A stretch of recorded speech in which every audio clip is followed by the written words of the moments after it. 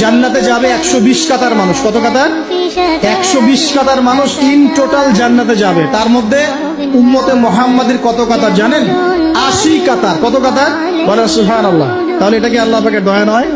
আল্লাহ আমাদেরকে ভালোবাসেন না?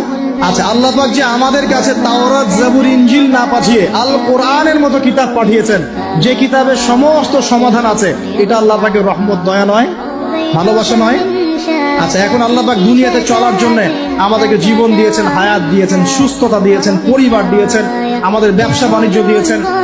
দাড়ি রাখলে কি মেয়েরা পছন্দ করবে না নাকি? বলেছে যে বিয়ে করবো না দাড়ি রাখলে, এমন কথা বলেছে? কোনো মেয়ে এরকম কথা বলে, ওই মেয়েকে বিয়ে করার দরকার নেই আপনার। যদি কোনো মেয়ে আপনাকে বলে যে দাড়ি রাখলে ভালো লাগে না, শেভ করতে হবে, না হলে বিয়ে হবে না, বিয়ে করবো না, ওই মেয়েকে বিয়ে না করাই উচিত আপনার।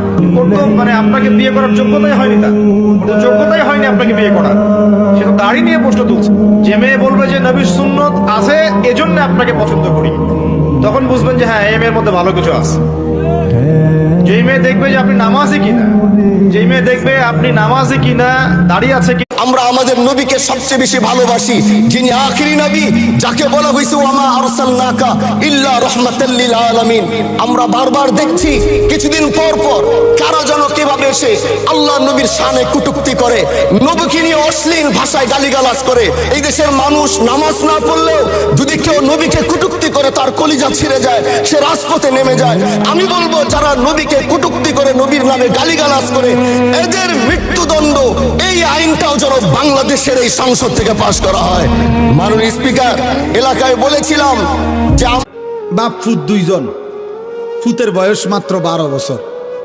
বাপে ফুতেরে বলল, আমি স্বপ্নে দেখছি আব্বা তোমার আমি আল্লাহর জন্য জবাই করতেছি। আমার 12 বছরের ছেলে কয়, আব্বা আমি রাজি। এত অল্প বয়সে রবের জন্য জীবন দিতে হবে, এই বুঝেই ফোলা বুঝলো কেমন?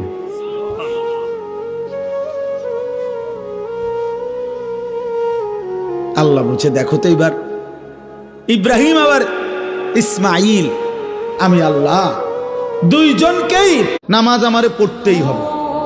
এবার যত কষ্টই লাগুক, যত ক্লান্তি লাগুক, আমাকে পড়তেই হবে। সুদ, ঘুষ, মিথ্যা, হারাম রোজগার আমার ছাড়তেই হবে। এবার আমার সামনে বাকি সবাই লক্ষ কোটি টাকার, মিলিয়ন মিলিয়ন টাকার মালিক হয়ে যাক, কিন্তু আমার যেহেতু অনুমতি নাই, আমি এটা যাওয়া যাবে না। এটাই মুসলমান, এটাই জীবন, এটাই তাকওয়া। আল্লাহ তাআলা আমাদের কাছে এটাই চায়, বান্দা গুনাহ বর্জন।